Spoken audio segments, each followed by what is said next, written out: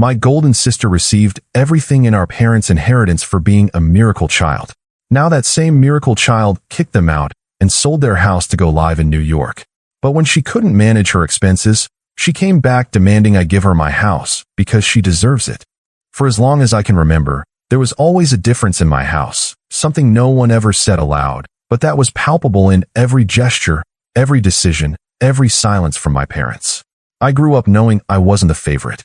Not because they treated me badly, not because they left me without food or clothes, but because everything, absolutely everything, was done with another person in mind. My sister Emily, the miracle child, the shining jewel who had come to complete the family after a series of losses my mother experienced as divine punishments. She was born prematurely, against all odds, and survived after spending weeks connected to machines, surrounded by doctors, prayers, and promises to change forever if she managed to pull through. And she did. So, from that day on, her existence became a kind of sacred altar that we all had to care for, adore, and uphold, as if the simple act of breathing beside her was a privilege we couldn't question. While I managed to do my homework alone so as not to bother anyone, to endure fevers understanding that her birthday party needed inflatables, a makeup artist, and a magic show, and that mine was fine with frozen pizza and a crooked candle, Emily grew up receiving absolutely everything she asked for. If she cried, the solution arrived immediately. If something broke, it wasn't her fault. If she wanted something, my father said she had earned it because she had suffered so much. Once, when I was 12, I asked for a used bicycle I saw at the church flea market. They told me we had to save. 3 weeks later, Emily appeared with a new iPad because she had earned it with her grades, while I had been using a prehistoric cell phone for years that would turn off if I made more than 2 calls in a row. And so the years went by, an accumulation of small wounds that one swallows because that's how it is, because in a house like mine, complaining about those things was being envious. When I turned 18, I went to study in another state, not because I wanted to be far away, but because I needed to learn to breathe on my own. And it was the best thing I could have done. I worked my butt off part-time while studying, slept on friends' couches, shared rooms with guys who smelled of sweat and stale potatoes, skipped meals, and learned to manage numbers so my money would last. At 26, I managed to buy a small house, one of those with old foundations and a bathroom that creaks every time you shower, but it was mine. It took me years of sweat, uncomfortable calls with the bank, endless paperwork, and giving up any luxury to achieve it. It wasn't big or elegant, but it had an entrance that led directly to a bright kitchen, and above all, it had a key that hung from my keychain and belonged to no one else. While I lived like that, Emily became a walking billboard for privilege. My parents paid for her private college in New York, rented her a loft, bought her an electric car because she was more sensitive to the environment. And when she said she wanted to drop everything to become an influencer, my mother called me, almost crying with excitement, saying Emily was born to inspire the world. I hung up without saying anything. I didn't have the energy to debate that kind of idiocy. In her world of filters and liquid diets, Emily began to amass followers. Brands sponsored her with boxes of products she showed off as if they were gold, and she said in her stories that she was a simple girl who had made it on her own. On her own, as if there weren't parents behind her paying rent, student loans, beauty treatments, and gifting her every opportunity, while I had to cook rice and eggs 3 times a week to pay for car insurance. When our parents sold the family home to move to a retirement center in Florida, I knew nothing until the transaction was already done. One day, my mother called and told me I no longer needed to come clean the garden on Sunday because there was a new owner. That's how I found out. The house we grew up in had been sold without consulting me at all. She said they didn't want me to feel pressured and that Emily had taken care of everything because she has more aesthetic sense for choosing buyers. When I asked them what they did with the money, my father replied that part had gone to cover their entry into the retirement center, and the rest they had left to Emily because she had expansion plans for her life project and needed it more than I did. I'm not exaggerating. Those were his exact words, that I didn't need it because, as always, they assumed I would manage, that I could, that I already knew how to survive. I didn't argue. I didn't cry. I didn't complain. By then, I had swallowed that feeling of being Plan B so many times that I learned to digest it without nausea. I wished them luck and hung up. I focused on my work, on continuing to pay for my house, on living without owing anyone anything. Until one day, without warning, without a prior message, without a single sign, Emily appeared at my door with 3 suitcases a designer handbag, and a Yumi everything look on her face. She said she was coming to spend a few weeks, that the apartment in Brooklyn was a rip-off, that the city was a trap, that life there was designed for people with at least 3 fixed incomes or a lifelong inheritance. She told me this as if she herself hadn't sold everything she could to move there, as if she hadn't bragged for years about being a woman of the world. The most impressive thing was how she said it, that this house, my house, really belonged to everyone. And since I didn't have a partner or children, I didn't need so much space. And then, without a shred of shame, she added that the family had always thought that sooner or later I would end up selling it for something more my size. At that moment, I understood that there were no limits. That for her, for my parents, and for that family image they built around her, I was the drawer where old things were kept, the net that supported the rest, the guy who never complains and therefore can carry everything. But that day, I promised myself that this story wasn't going to end like all the previous ones. This time, I wasn't going to stay silent. This time, I wasn't going to swallow the humiliation and pretend nothing was happening. This time, for the first time in my life, I was going to play by their rules, and I was going to show them that I am not the spare brother. This time, if they wanted a war, they were going to get it. Update 1. A week went by without any sign of her, and honestly, I began to think she had gotten the message. I had clung to that foolish illusion that, for once, after so many years of privileges and absurd decisions, Emily would have hit reality and would be learning to fend for herself. But like everything in this story, that peace was temporary. One Saturday morning, just as I was planning to sit down for a quiet breakfast for the first time all week, I heard the doorbell. Peeking through the window and seeing the car parked out front, I knew instantly something was wrong. Not because Emily was alone. This time, she didn't come alone.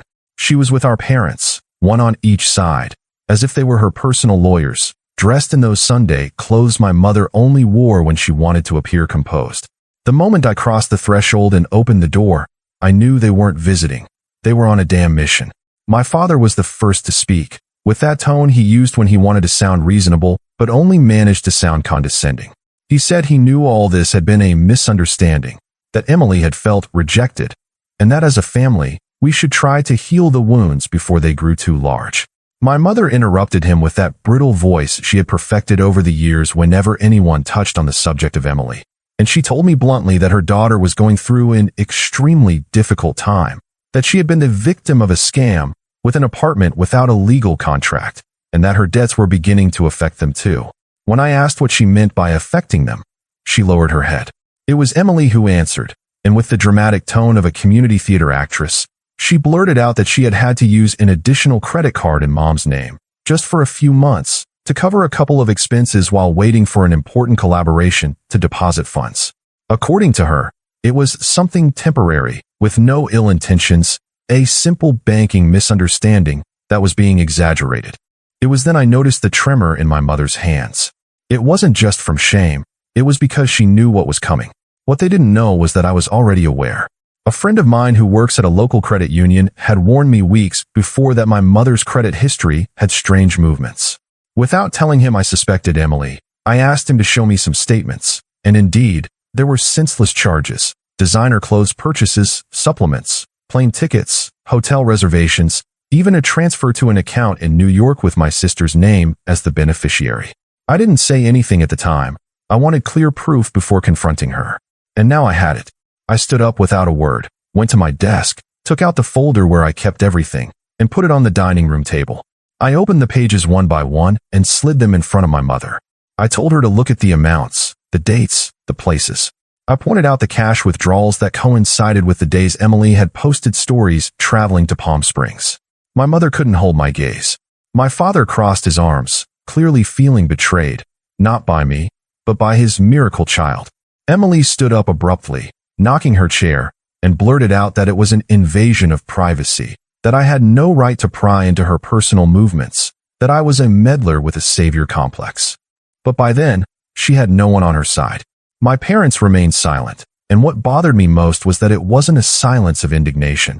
It was that ashamed silence that only appears when someone finally realizes they've raised a person they don't recognize. I told her to leave. I didn't yell. I didn't slam the door in her face.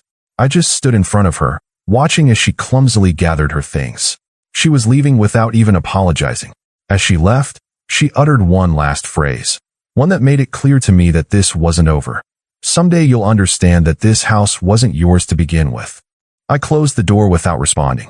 My mother stayed in the living room for a while, trying to gather the words she had never had to say to me. Finally, she managed, her voice barely audible, that they didn't know how they had allowed Emily to become that. My father, who wasn't one for many words, just muttered that he hoped this wouldn't get any bigger. I let them stay for dinner. I served them in silence and didn't want to bring up the subject again. But in my head, everything was already decided. If Emily thought this was going to be resolved with more emotional blackmail, she was about to discover that she no longer had that power over me. This time, I wasn't going to back down. This time, there was no turning back. Update 2. A little over 3 weeks had passed since that last visit when the mailman left a yellow envelope in my mailbox, my name handwritten, no return address, but with handwriting that seemed damn familiar from the first moment. Opening it, I found what at first glance appeared to be a makeshift contract, a mediation document drafted with just enough formality to try to seem professional, but so poorly structured that not even a first-semester law student would have taken it seriously. It stated that I, as the older member of the nucleus, without family burdens, committed to ceding my property to my sister Emily in exchange for an informal promise of moral compensation and future financial retribution from our common parents. All this was written as if we were in a damn TV novel, with bombastic phrases that had no legal weight, but made it very clear what she still thought, that this house wasn't mine, that it was just a temporary loan that should be returned when she needed it. Accompanying this mess of a document was a more personal note, handwritten by Emily, where she tried to sound conciliatory but couldn't help letting her usual passive-aggressive tone slip through. She said she understood that times had been difficult for me, that she knew I was proud and solitary, but that I should learn to share with the family. In that same note, she informed me that if I didn't agree to the agreement, she would have to tell the rest of the family and the community that I was a selfish man who refused to help his own parents in a critical moment. Basically, she was attempting emotional blackmail poorly disguised as family negotiation, as if she didn't know I had already endured years of that cheap manipulation and that this time I wasn't going to swallow a single word without spitting it back with rage. What Emily didn't know was that since the last incident, I had started documenting everything. Every call, every visit, every attempt to approach was backed up with recordings, screenshots, emails, and witnesses. So, the first thing I did was call my lawyer, not to ask if I could ignore the paper, because I already knew that, but to ask how far I could take this without getting myself into trouble. I told him about the letter, the attempted fraud with my mother's credit cards, the veiled threats to defame me. I sent him the scanned documents, passed him the audio recordings I had, and asked him to tell me clearly what tools I had to protect myself legally before Emily decided to climb another step on her ladder of madness. His response was direct. He recommended I file for a restraining order for harassment and attempted family fraud. He said it wasn't common, but with the evidence I had, the court could take me very seriously. He suggested I act before she did. That same afternoon, I filed the application at the county courthouse. I brought printed copies of everything necessary and had to sit for over 2 hours with a social worker who took my testimony with a mixture of disbelief and secondhand pity. The hardest part wasn't remembering the facts, but putting them into words without sounding exaggerated, because when you've lived years of subtle manipulation, of contempt camouflaged as concern, of emotional violence disguised as good manners, it's hard to translate that into terms a judge can understand. But I did it. With every word, I felt years of frustration accumulating.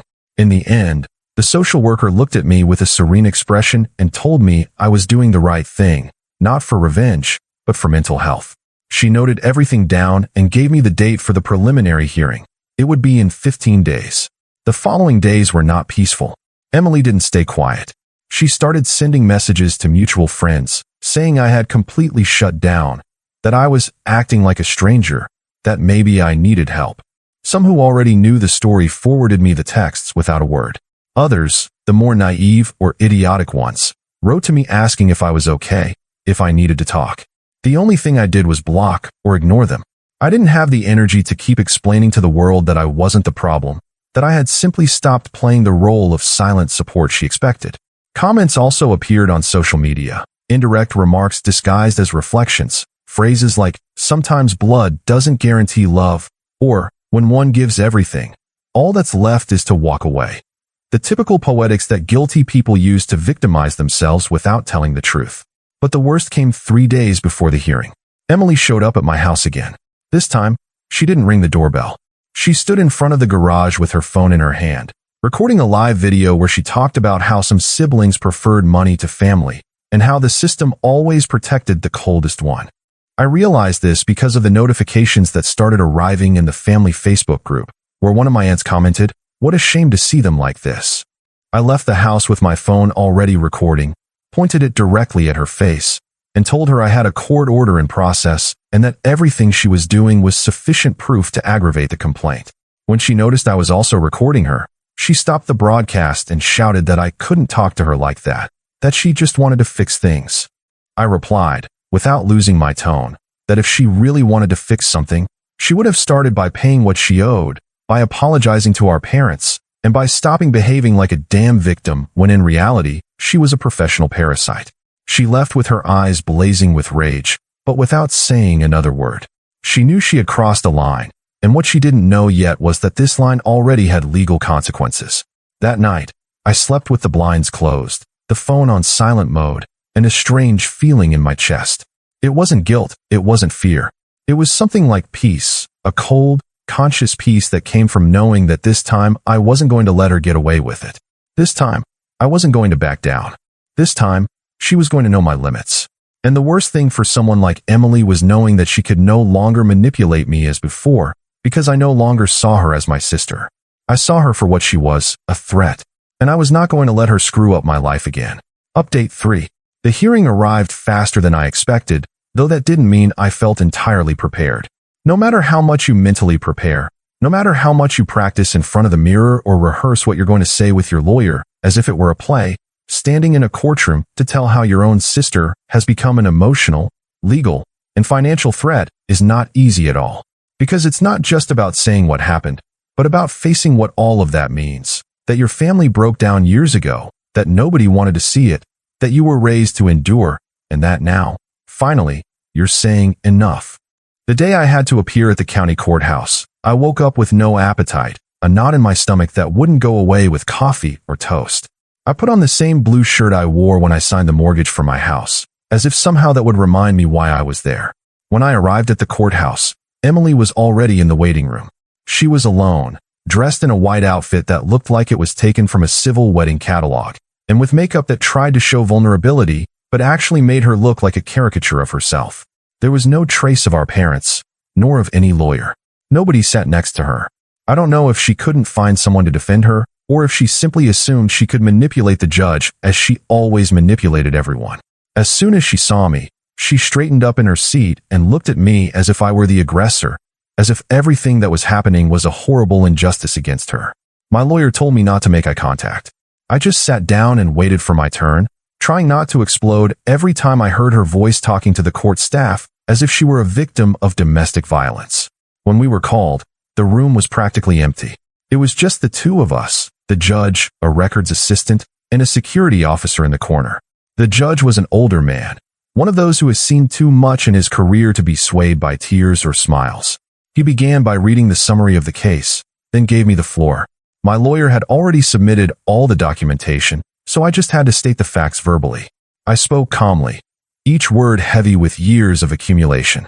I explained how Emily had used my mother's name to open accounts, how she had tried to coerce me with a false document, how she had harassed me in my own home, and even defamed me publicly on social media. We played the audio recordings where it was clearly heard how she insulted our parents and talked about breaking me emotionally until I gave in. The judge just raised an eyebrow and took notes. When it was her turn, the show began. Emily brought her hand to her chest as if she were in a 90s soap opera and began to cry, saying that I had always been cold, that since childhood I treated her with contempt, that she had felt forced to do what she did because she never found support from me.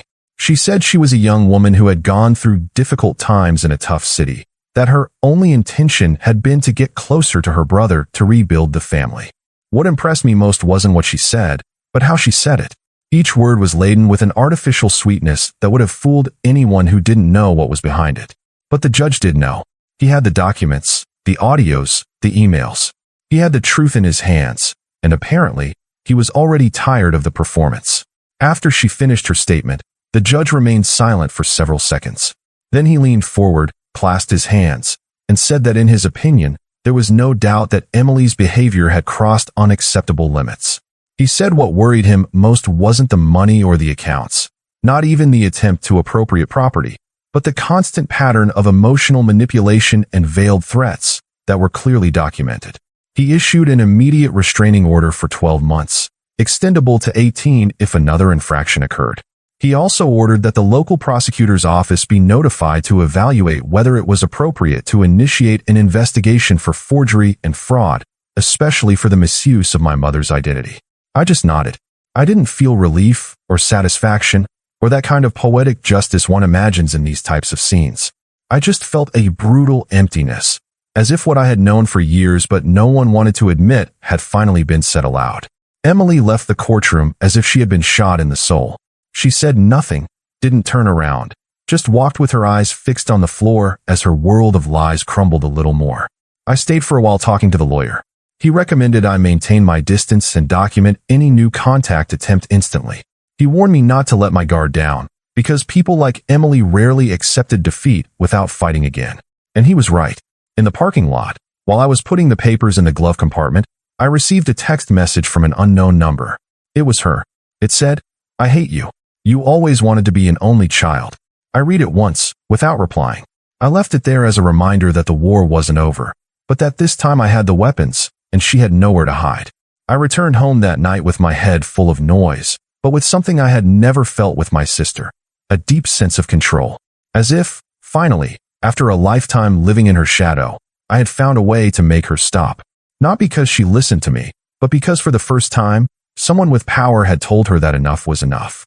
Update 4. More than a year had passed since that hearing when I received an envelope with a judicial letterhead in the mail. Instead of causing the classic knot in my throat, it made me frown with a mixture of boredom and resignation. Because when you have a sister like Emily, you learn that calm never lasts long enough, and that any prolonged silence is usually the prelude to another of her brilliant ideas, disguised as personal injustice. I opened the envelope with steady hands, already used to dealing with this kind of thing, and found a civil notification. Emily was suing me. But this time, the reason surpassed anything I could have imagined, even knowing she lived in a bubble of egocentrism and denial. The lawsuit was for emotional distress, defamation, and loss of potential income derived from her professional activity on social media, accompanied by a ridiculous figure, $75,000. It didn't take me a minute to understand that what she was doing was nothing more than her legal version of a tantrum. I called my lawyer immediately, and when I read him the concept of the lawsuit over the phone, he let out a laugh that ended in a tired sigh. He asked me to scan everything and send it to him, and by the next day, we were sitting in his office outlining the strategy. The first thing we did was collect absolutely everything that could disprove the supposed damage my sister claimed to have suffered. We went into her social media, downloaded screenshots of her posts after the hearing, and gathered videos where she continued to portray herself as a victim to her audience, talking about healing processes, while promoting supplements and wellness courses she sold for over $200 each. The irony was unbearable. According to her, she had lost her reputation because of me, but meanwhile, she continued to gain followers, do collaborations, and sell the same image as always, the fragile but empowered girl who had survived a narcissistic and cold brother. In addition to that, we tracked down 2 of her former roommates from New York who had made public posts years ago accusing her of not paying rent, selling common apartment items, lying about her financial situation to avoid signing contracts, and scamming them with a venture that consisted of selling energy healing kits with colored stones bought on Amazon. My lawyer contacted both, and although one refused to get involved for fear of reprisals, the other agreed to testify. She was a high school teacher who had to cover the rent payments alone for 2 months because Emily had disappeared with excuses about a spiritual emergency. We also obtained a screenshot of a conversation in which Emily mocked my mother for giving her her card without supervision and said that, when one is born a queen, the world has to pay for it. We didn't have to exaggerate anything. Her own arrogance was enough to show the judge that this lawsuit was as absurd as it was unfounded. When the day of the civil trial arrived, she appeared with a new lawyer, younger and more ambitious, one of those who accept any case just to get exposure. The guy had the nerve to smile before entering the courtroom, as if this were a fair fight and not the desperate attempt of a woman to continue squeezing what was no longer within her reach. The hearing was long, uncomfortable, with moments when I had to restrain myself from exploding. Her lawyer argued that my statements before the previous judge and my smear campaigns on social media had caused a significant drop in her ability to generate income, that her mental health had been affected by the negative exposure, and that I had benefited financially by taking away her safe space. When it was my turn to speak, I held nothing back. I said, in no uncertain terms, that the only emotional damage had been suffered by my mother when she discovered her daughter had used her name to get into debt, that the only damage to reputation had been caused by her own actions, recorded, documented, and backed by witnesses. We replayed the audios, presented the screenshots, the testimonies, the movements of her public accounts. The judge this time was a woman in her 50s, with a sharp gaze and zero tolerance for nonsense. When she finished reviewing all the material, and Emily was still crying in a rehearsed manner, the judge interrupted her without the slightest compassion and asked if she really thought the court couldn't distinguish between a legitimate victim and someone who was simply looking for a way to blame others for her professional failure. It was one of the few times I saw Emily speechless. She said nothing, just sat there with her mouth agape, waiting for an escape that never came. The ruling was clear, direct, and with no possibility of appeal. The lawsuit was dismissed. She was ordered to pay court costs, and a financial penalty equivalent to 10% of the amount she requested was authorized, as it was considered a frivolous lawsuit. That meant she had to pay my lawyer's fees plus a penalty of $7,500. And as if that weren't enough, the judge ordered the FDA to be notified due to the complaints surrounding the products she sold on her website without sanitary registration. That afternoon, while having coffee in the same place I usually go when I need mental space, I received another message from her. A short one, a sentence spat out more than written. Congratulations. You ruined me. I read it once and deleted it. I didn't even share it with my lawyer. I was no longer interested in responding. By then, I had stopped seeing her as a sister. She had become an alien figure, almost like a poorly drawn caricature of what could have been a decent person, but who chose to become a time bomb. The only thing I did that night was save all the trial material in a special folder on my computer with the date and the scanned ruling. Not to relive it, but to have it on hand if she tried anything again. Because if that hearing had taught me anything, it was that with Emily, you could never let your guard down. She didn't understand the word no. She only understood consequences. And from now on, every time she tried to screw me over, she was going to get exactly that: real, legal, and unavoidable consequences. Final update. 18 months later, when I finally thought all that was behind me, that Emily's definitive silence was an indication she had finally learned her lesson, I woke up one ordinary Sunday to a notice on my door that sent me back to hell with a single piece of paper taped on. It was a preventive lien document, issued by a bank I had never set foot in, with my address handwritten, and a warning that there was an unpaid loan of over $25,000, supposedly guaranteed by my house property. I stared at it for several minutes, as if struggling to process that after everything that had happened, after a restraining order, a failed civil lawsuit, an open federal investigation, Emily still had the nerve, or the absolute lack of common sense, to try something like this again. But she had. And this time, she had taken it to a level that was no longer just audacious or illegal. It was directly criminal.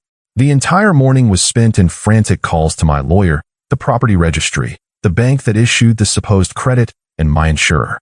Each conversation revealed a new layer of stupidity. Apparently, Emily had forged a document with a supposed authorization from me, including a poorly imitated signature that resembled a cheap graffiti as much as a legitimate notarized signature, and had presented an altered copy of the property title where she figured as a co-owner of the house.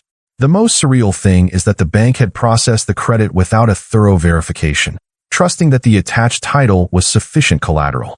A minimal review by my lawyer was enough to confirm that the document was full of technical errors, digital editing marks, and a non-existent notary.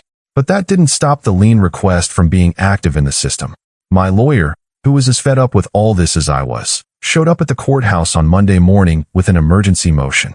In 3 days, he managed to get the judge to cancel the lien order, instruct the bank to rectify its process, and open a new criminal case for document forgery, bank fraud, and identity theft. Emily was arrested that same Friday in Philadelphia. just as she was trying to open an account under a false name using a temporary ID card that didn't match her social security number. She was detained on the spot and offered no resistance, at least not physically. But according to the prosecutor, she spewed an endless list of ridiculous excuses about how she only wanted to recover what belonged to her, and that the house was hers by emotional right. The level of delusion was so great that the prosecutor requested a preliminary psychological evaluation, though not as a defense, but to ensure she wouldn't try to use it as a strategy to evade trial. A few days after her arrest, I received an unexpected call from my parents. This time, not to ask for explanations or to try to soften what their favorite daughter had done. It was simply to ask me for help, but not for Emily, for themselves. It turns out that after years of denying reality, after defending her even when there was nothing left to defend, my parents were finally facing the financial consequences of their decisions. They had sold their apartment in Florida to cover part of the debts Emily left in their name.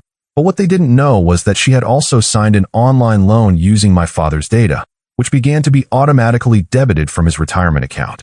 They were homeless, without liquid cash, and with a mountain of collection letters. For the first time in my entire life, my mother cried in front of me, not for something that had happened to Emily, but for something Emily had done to them. She said she didn't know who they had raised, that she didn't understand at what point her daughter had become that person. I said nothing. It wasn't necessary. The damage was already done. I wasn't cruel. I didn't reject them, but I didn't throw open the door either. I told them they could temporarily move into a small apartment I rent out through a real estate agency, that I would cover their first year, and that I would hire a financial advisor to help them reorganize what little they had left. I made it clear that there would be no more bailouts, no loans, no indulgences.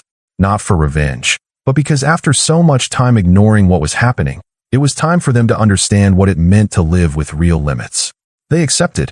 They accepted without protest. I suppose they finally understood that they no longer had power over me, that the son they had demanded endure, yield, and understand had grown up enough to stop saving them from themselves. Emily was sentenced to 18 months in prison, with no possibility of reduction, and to pay a cumulative fine exceeding $20,000, in addition to the obligation to compensate for the damages in my parents' name. As I understand it, she is serving her sentence in a county jail, without visitors, without stable work within the prison, and with the respect of absolutely no one. There are no followers to save you when you're in an orange uniform, sweeping corridors, and receiving the same 3 bland meals as everyone else. Her social media accounts were suspended for fraudulent activity, her accounts frozen by court order, and her assets seized to try to cover a minimal fraction of what she owes. I have everything documented, every receipt, every sentence, every letter signed by a judge that supports what no one wanted to see before, that I was right. Today, my house is still mine. Every corner reminds me that I didn't get here by luck or whim, but because I broke my back working and learned not to let anyone steal what was mine. And sometimes, when I sit in the living room with my dog asleep at my feet and the peace of mind knowing I no longer have anyone breathing down my neck, waiting for me to fail so they can claim my space, I realize that my greatest revenge wasn't seeing her fall. It was forcing her to live with the consequences of every single one of her decisions, without excuses, without bailouts, without family to save her. Because unlike her, I learned to be responsible. And now, she is learning, the hard way and in silence. What happens when you build your whole life believing the world owes you something? And the worst part for her is that nobody listens to her anymore, not even those who once called her a miracle child. Subscribe for more daily stories.